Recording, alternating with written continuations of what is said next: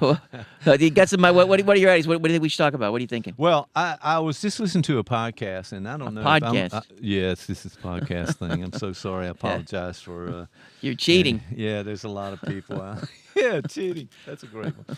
All right, Mel Robbins. This is I know Mel Brooks. I don't know Mel Robbins. author, New York Times bestseller, wrote "Let Them" theory. Is this? And I just happened to see her with one of the people that I kind of follow, and because they really spit facts and truth out to people. And I was kind of fascinated about her take. Now, her background, I think she was a CNN investigative reporter and all of those kind of things. I don't know much about her, but I just heard this, and it brought up some ideas about and her point was that these people are acting crazy. Let them. It's not you. You have to take control and charge of what you want your life to be. And now that's a simplified. I apologize to everyone. But that's something. But I would just That's something to consider, because one of my favorite Seneca quotes is, "I do not have to have an opinion on that."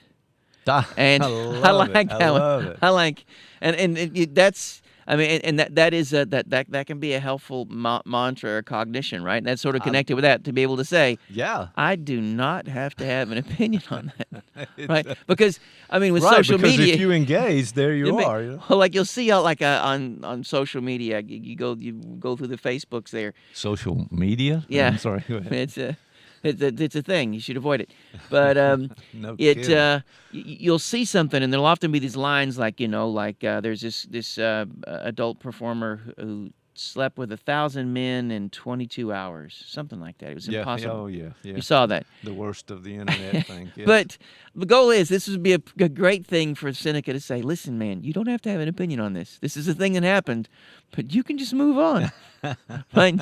You don't have to, because people, and you'll look at the comments, she's the horrible person, she's the reason. I'm like, man, you don't have to have an opinion on this. You don't really. No. And if you truly think And who that what said she's we doing, did? Yeah. How did this happen? Because the internet is just full of anonymous wacko comments. well, you can look at the comment section. The comment section in this were just all over the place. And most of them were like, calling her all sorts of names and all this sort of thing. And I'm thinking, if you truly believed that she's doing this just so she can make money, you're actually making it worse. So if you somehow thought that by calling her these names was like she was going to go, Joe from Wyoming thinks I'm a horrible human being, I'll just stop. What did you think was going to happen? No, right.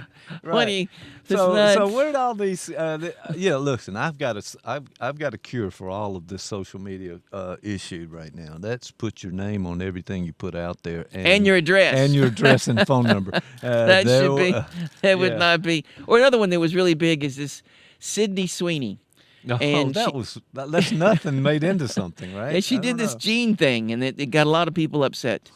And then somebody found out that she was a registered Republican, which is horrible. But my point is, I mean, Seneca would say, listen, man, there's literally, your opinion is not going to in any way impact pro or con, whatever is going on with this individual, who, by the way, that you have never met and do not know. So any comment you make is going to be, I mean, if you hung out with Sydney Sweeney for a while and talked to her and came away, she's a horrible human being. Maybe you'd have something to say, but you've never met her. She doesn't know. You don't even know, I mean, because my first response when because I saw the registered Republican thing, and automatically, I